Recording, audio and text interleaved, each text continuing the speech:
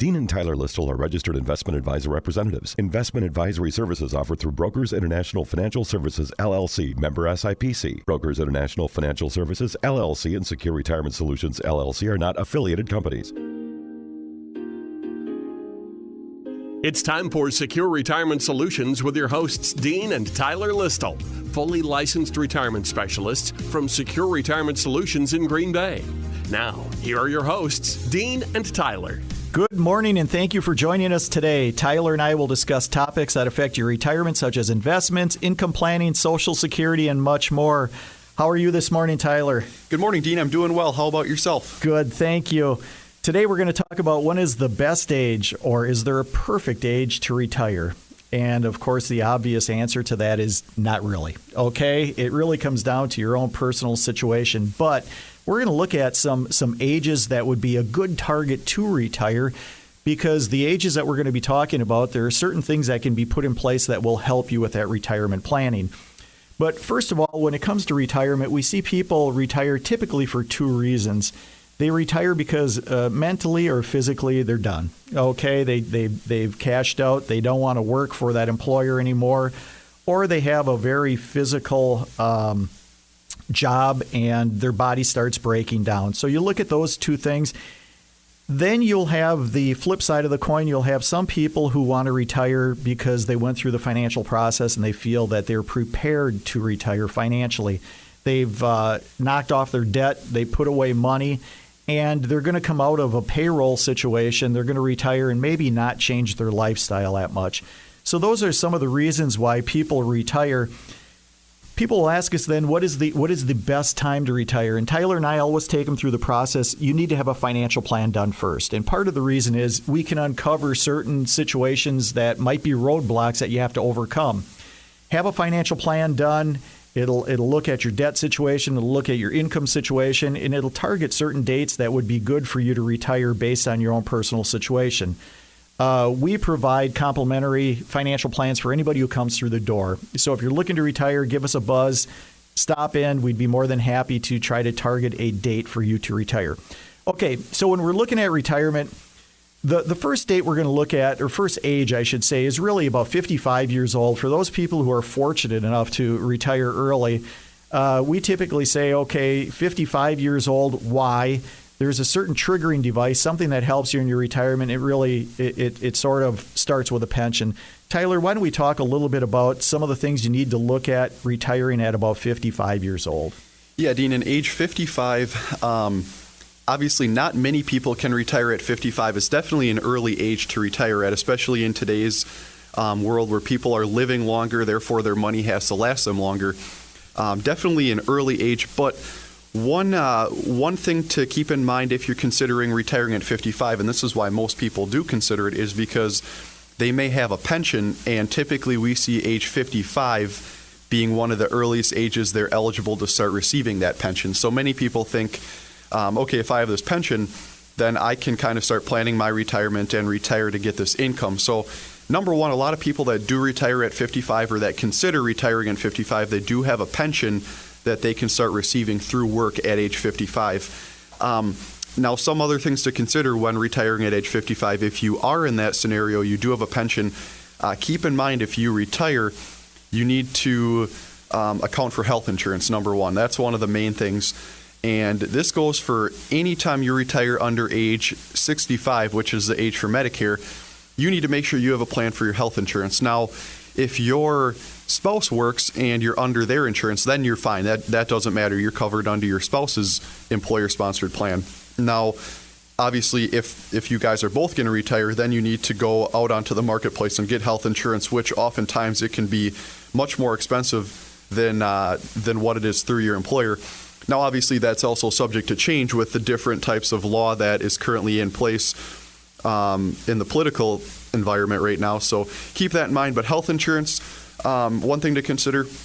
The other thing would be, and this one is surprising to many, but it's actually not rolling over your 401k from your company retirement plan if you retire and leave your job. Because oftentimes you'll talk to an advisor and people, and they'll tell you, if you leave your job, your 401k should follow. You should roll that over into an IRA. Now, sometimes that could be to your benefit, but in this case here, if you retire at 55 and you need to start taking income, you should leave your 401k at your company retirement plan, because there's one main thing with that, and that's if you leave when you're in the year of 55 or older, you can start withdrawing as long as it stays at your 401k at your company plan. You can withdraw from that without having to pay an early withdrawal penalty of 10%. Whereas if you were to roll it over into an IRA, anytime you take money from your IRA, the IRS hits you with a 10% penalty if you do it before age 59 and a half. However, this is the one exception. If you keep it in your 401k and you retire at 55 or later, you can withdraw from that without that 10% penalty. Now, you're still going to have to pay taxes on any withdrawal, but you can eliminate that 10% early withdrawal penalty by leaving it and not rolling it over. Whereas if you rolled it over at 55 into an IRA, then you got to wait till 59 and a half if you want to start withdrawing without that 10% penalty. Okay, and add something to that, Tyler. When we're talking about that, make sure that your advisor's looking out for your best interest. Make sure they understand that you're going to be retiring prior to 59 and a half. If they're insistent on you rolling over your 401k into an IRA, they're looking out for their own personal well-being and not yours, okay? So if that mistake does happen, though, where you roll over your 401k into an IRA and you did want to retire before 59 and a half, there is still another option. It's the option that we don't typically like to pursue that often, and I'll tell you why as we go along here, but it's referred to as a 72T. The IRS created this acronym 72T. It's really a substantial equal periodic payments is what it's referred to. It allows you to go into an IRA. Your 401k has been rolled over into an IRA. You can take that IRA and you can start creating payments on a monthly or annual basis without that 10% penalty. Understand, though, you will not be able to withdraw the amount that you want. You will be able to withdraw the amount that the formula created by the IRS allows you to take. If you do decide to go that route, what happens then is you will receive this payment on a monthly basis or an annual basis, and you need to continue it until you're either 59 and a half years old or 5 years long, whichever comes last. So understand that. And again, part of the caution here with the 72T is prior to the market decline in 2008, 2009, there were people that had 72Ts. They were retiring early. They were withdrawing a substantial amount of money from their investment portfolios. Unfortunately, the market took down their portfolios substantially in 2008 and 2009, but they had to maintain the amount of withdrawal that was created prior to the market decline. Therefore, their accounts were being drawn down significantly at a time where you'd like to lay off those accounts. So you have to be careful when you trigger a 72T. It's not for everybody. And one other thing here when it comes to health insurance, as Tyler said, if you're going to retire early, for instance, 55 years old, before you go into anything else, quote the health insurance situation. Many people aren't aware that our health insurance situation right now is based on income. So your income is going to determine what you pay in premiums, not pre-existing conditions, not whether you had claims. It's purely based on your income. So either meet with an advisor, financial advisor, who can take you through this, a health insurance agent, or you can go to healthcare.gov and get your own quote. Okay, so we talked about 55 in those particular early years. Let's talk about, an age where you no longer have that 10% penalty, and that's 59 and a half years old. So at that point, Tyler, what happens? Yeah, age 59 and a half, that's probably the next age that we look at. Again, this is also considered pretty early to start your retirement, especially, again, with people living longer. But 59 and a half is the next age. The reason why 59 and a half is an age where people might consider retiring is because that's when they can start taking withdrawals from their retirement accounts, like their IRAs, their Roth IRAs, their 401ks, 403bs, any other employer-sponsored plan out there, without incurring that 10% early withdrawal penalty that I just touched on a little while ago. So again, 59 and a half, you can start withdrawing from your retirement accounts without the 10% penalty. However, you can't start taking Social Security yet. That doesn't happen until you're age 62. So in the meantime, you need to make sure that you still have sufficient enough funds in your retirement accounts if you do start taking withdrawals before filing for Social Security, because the last thing that you want to do is to deplete your investments so much before you even get to Social Security age. So want to make sure that if you do decide to retire at 59 and a half, that you do have sufficient funds in your retirement accounts, that you won't deplete them too much. Another thing, oftentimes it does help to roll over your 401k to a traditional IRA if you do retire at 59 and a half. It's a non-taxable event, but if you decide to roll over your 401k to an IRA, you will have many more different investment options, possibly lower fees, more control in general. You can also clearly indicate your beneficiary, so who the account goes to should you pass. And the other thing that we really like is the IRA can then be risk managed, meaning you have advisors that look after it that can, if the market heads for a downturn, that can liquidate and move a portion into cash and then go back in and buy low when the market bottoms out and starts to show signs of improvement. So someone is there, they're proactive, they're actively managing it, as opposed to if you just left it in your 401k, it would kind of go with the ups and downs of the market and the different funds that you choose. So again, we definitely, especially for pre-retirees and retirees, we advocate that actively risk-managed portfolio.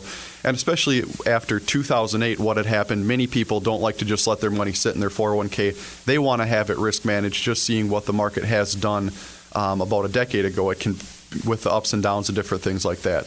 Okay, so there are a couple things there, Tyler. You talked about the positives, but also a couple things just to consider here, positive and or negative is, again, health insurance is going to be a roadblock again, correct?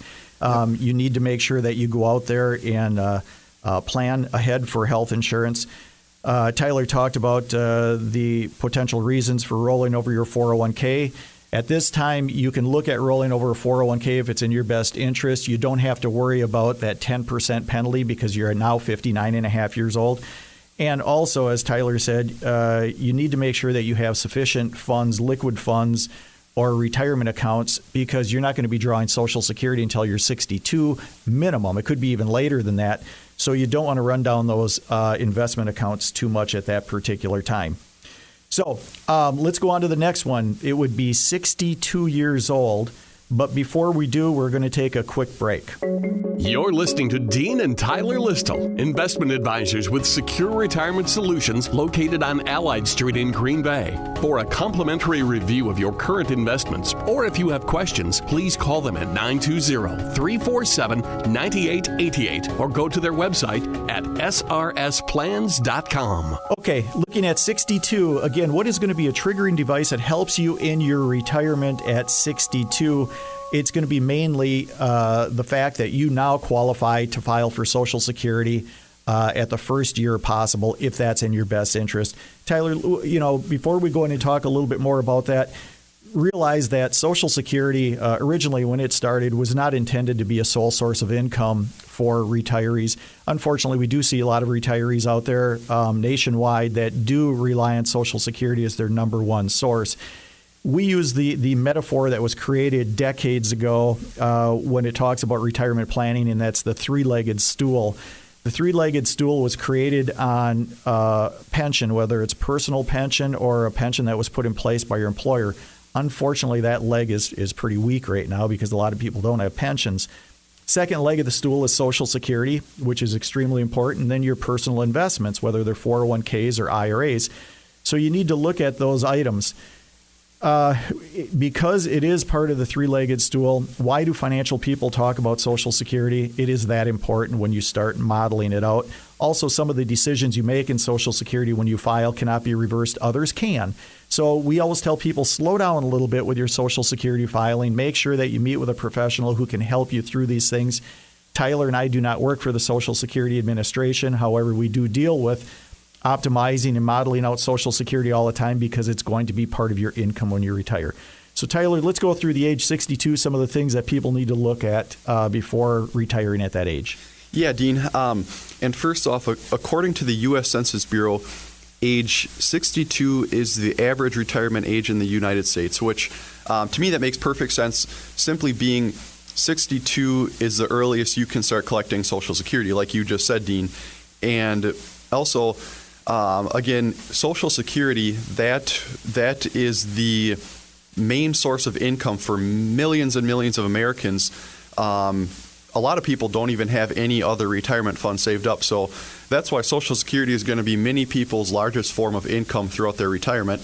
And most people, as soon as they can collect, they want to collect it. Now, sometimes it may be in their best interest, other times it may not be. But that's really something that when you turn 62, you need to look at that. Look at all your Social Security filing options before you file at 62, just so you know what's best for you. You always want to plan ahead of time. Don't just want to jump into retirement at 62 just because you know you're eligible for Social Security. And unfortunately, we see many people that do make that mistake. They don't go through the proper planning process. They retire and file at 62 because they know that's the earliest they can. And here they're stuck with a retirement that isn't very fruitful for them, and they're really not finding it very enjoyable because they didn't plan ahead. Maybe if they would have worked an extra 2-3 years and they're capable of, they would have had a much more enjoyable retirement over the long term. So just because you're 62, you can't just file right away. You always want to look ahead and plan. But one other thing, keep in mind that if you do file for Social Security at age 62, your monthly benefit will be permanently reduced by about 30% of your full retirement age benefit. So your full retirement age right now is either going to be 66 years old or 67, depending on when you were born. But that's the age in which you're entitled to your full unreduced benefit. And if you do file early at 62, again, it's about 30% less of what it would be had you waited to your full retirement age. So that's one thing to keep in mind. But really, at 62, if you do collect, you can collect Social Security and use your retirement funds to supplement Social Security. So that way you're not only relying on one or another. So that's really the first age where you can kind of, you have your fixed income with Social Security, plus you have your investment and retirement accounts that you can also withdraw from. So you're kind of diversified there, which is what we like to see. But really, with age 62, that's an age to consider retiring because it's when you can file for Social Security. Okay, it also has one major roadblock again yet, as the previous ages did for retirement, and again, that's health insurance. So remember, health insurance, you're going to have to take care of that. That's a significant number of years if you retire early that you're going to have to take care of health insurance. For some people, it could be a bonus because it's based on income. If your income isn't too high, you're going to have affordable premiums. You might not have as many options out there with companies you want to go with, but you should have affordable premiums. Unfortunately, as you start taking more income and filing for things like Social Security, which does show up as income, your premiums could go up as a result. Mm-hmm. Okay, the next age between 62 and 65, there's really not too many triggering events that happen until you do reach 65, and then you might get a little relief here from health insurance. At 65 years old is the first year you qualify for Medicare. So, Tyler, let's talk a little bit about Medicare and how we put this in place. But again, before we do the disclosure, and that is, Tyler and I do not work for Medicare. We're financial advisors. However, it is important that we go through the Medicare process. I am licensed for health insurance and Medicare, so we can talk to clients about that. In our office, we have Medicare specialists. It's a very important part of your retirement plan. Some people aren't prepared for things like fees that come out of their Social Security, which is their Medicare Part B payments and so on. But at 65 years old, if you're looking to retire, what are we seeing here? Yeah, age 65, and that's actually becoming more and more popular as the new retirement age as opposed to age 62. It's slowly going back, and we even see this in our own office, but age 65 becoming more and more popular because that, like you said, Dean, that's when people can start getting Medicare. And again, Medicare is the universal health insurance for anyone 65 or older. But the reason why people wait until age 65 to retire is so that way they can jump right onto Medicare and their health insurance can be affordable, as opposed to some people, if they wanted to retire at, say, age 62, they have to go out on the marketplace and find health insurance. And, based on income, it probably isn't going to be too affordable for some people. So that's why if they wait until 65, they can hop right onto Medicare. You want to sign up for Part A, Part B, and either a supplement or advantage plan if you retire at age 65 years old. And also keep in mind, you have a 7-month window to sign up for that. So that means it's going to be 3 months before your birthday month, and 3 months after that you've got to sign up if you want to retire at age 65 years old. And you must sign up for Medicare Part A. That's the freebie at 65. Even if you're still working, we highly encourage you to sign up for Medicare Part A, unless there's one exception here. if you're still working and contributing to an HSA, a health savings account, you can then delay signing up for Medicare Part A, B, and a supplement until you retire. But you definitely want to sign up.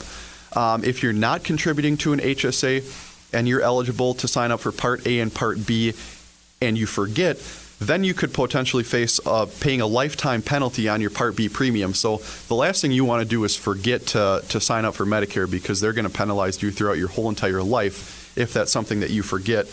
But we just really see more and more people waiting until age 65 to retire and receive Medicare due to how unaffordable health insurance can be at times based on income. And also keep in mind, with health insurance being where it's at currently, the government, it's currently in the works. Who knows what's going to happen? But right now, we're still under the Affordable Care Act. And again, many people are waiting to age 65 as opposed to going out on the marketplace and trying to get health insurance there. So just keep in mind with Medicare, there is a lot of moving parts, but if you can get everything in line and make sure that you're signed up at 65 when you retire, then it is becoming much more of a popular retirement age. Okay, so that major roadblock that we were talking about at 55 years old or 59 and a half or 62 is now gone, and that is the health insurance that you have to worry about and those premiums that are out there. So you go on to Medicare Supplement or Advantage plans. For many people, the price goes down. Some people, it might go up, though. Yep. Okay, so the next year that we look at, or age that we look at for retirement, and something that you can use to your advantage, would be either 66 or 67 years old, because that is referred to your full retirement age in Social Security. That's where you get your 100% benefit that is due to you based on how many years you've worked and how much Social Security benefit you've accumulated. So, Tyler, really, how does that work with your full retirement age? Yeah, Dean, depending on when you were born, your full retirement age is either 66, 67, or somewhere in between those two ages. And like you said, full retirement age is the age at which a person is first eligible to receive their full and unreduced Social Security benefits based on the Social Security Administration. However, your benefit decreases by about 6% per year the earlier you take it from full retirement age. So, for example, if your full retirement age is age 67, if you were to take it, 1 year before then, it's going to decrease by about 6%. If 2 years, 12%, 18%, 24%, and then if you took it at 62, it'd be about 30% less than if you had waited until your full retirement age. However, you can also delay it past your full retirement age, and it increases by about 8% per year each year you delay from your full retirement age until age 70, when it stops growing for good if you don't take it. So obviously by 70 years old, you're going to want to take it. But full retirement age, again, either 66 or 67, and that's when many people wait to retire, simply knowing that they're going to get their full retirement age benefit at that time. And also by waiting until your mid to late 60s to retire, it's also going to take off some pressure from your investments, because they don't have to consistently perform as well as opposed to if you had retired in your late 50s or early 60s, then you're drawing down your investments at a much earlier age, and you've really got to watch out for big market downturns and make sure your accounts are managed better. Whereas if you retire later, you're not going to have as much of a lifespan throughout the rest of your retirement years, so that way it takes a little bit of pressure off your investments. Okay, another thing, too, is at your full retirement age with Social Security, if you are still working, you now qualify to be able to continue to work as much as you want, make as much as you want, and get your full Social Security benefit with no reductions or penalties. Now, it's going to show up as income, so you're going to be paying taxes on it, but you are not penalized. Prior to your full retirement age, if you are working and drawing Social Security, you can only work a certain amount per year, make a certain amount of money per year. Otherwise, you're going to be penalized on your Social Security benefit, approximately 50% in certain situations. So at full retirement age, many times we use this as the last opportunity to bank some money to either pay off debt. We'll have some people that might have just that last chunk of debt on a mortgage, as an example. And we say, well, I'll tell you what, work another year, work into your full retirement age.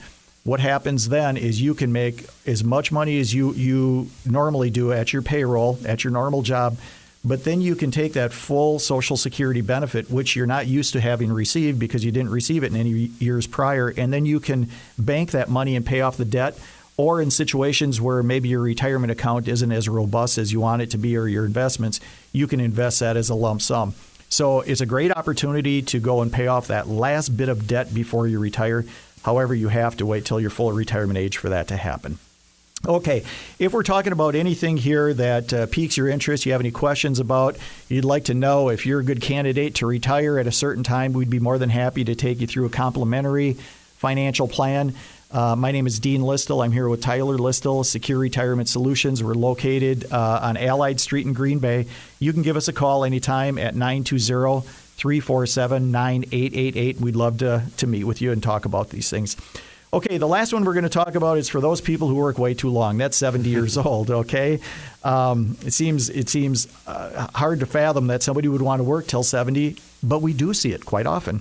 And it's usually two sides of the coin. The first side is, unfortunately, some people have incurred debt, maybe had fallen on some hard times, went through a divorce late in life, might have lost a spouse, whatever it may be, but they weren't able to put away as much money as they feel they're going to need to maintain their standard of living. So therefore, they're going to have to work into their 70s, whether it's full-time or part-time. We see part-time more often. However, on the flip side of the coin, we have those people who like what they do. They're in good shape. They're living longer. And many times we will hear from people, we will interview them and ask them to tell us about their situation before we either encourage or recommend they don't retire, because we will hear people say, well, my best friends are actually my coworkers. If that's the case and you enjoy your job, continue. I think it's a wonderful thing.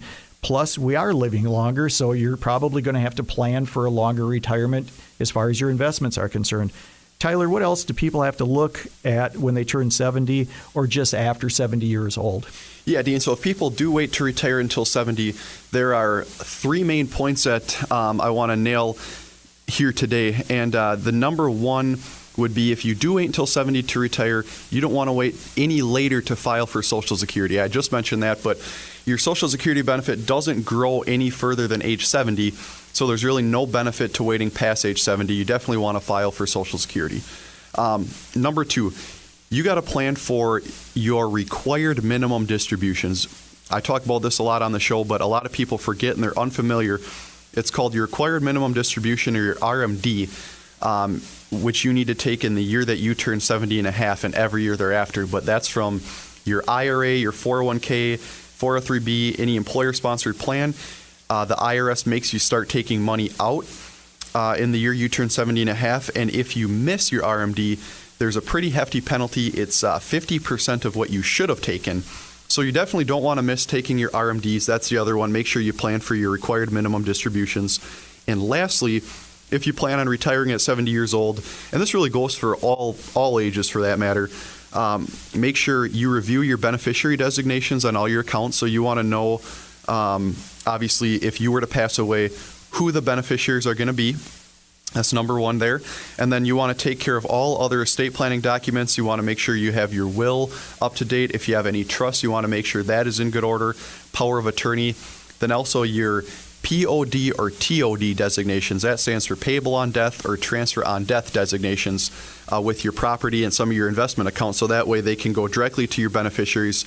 You can kind of bypass the probate process and all the legal fees and different things like that. So those are three main things to consider if you're going to retire at 70.